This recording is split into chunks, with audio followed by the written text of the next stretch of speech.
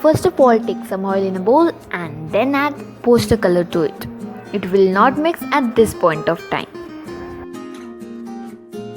Now add few drops of water in it and keep mixing.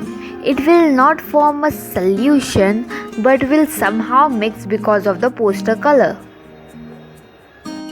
This is because these two are two immiscible liquids, but anyhow it's manageable.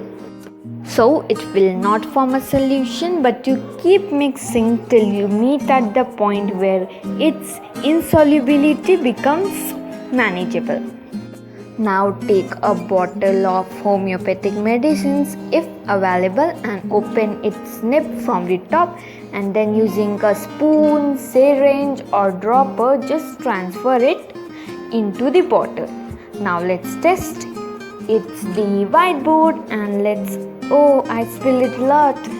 But anyways, it's creating problem because it spilled a lot. Let's try with a drop. It removed easily.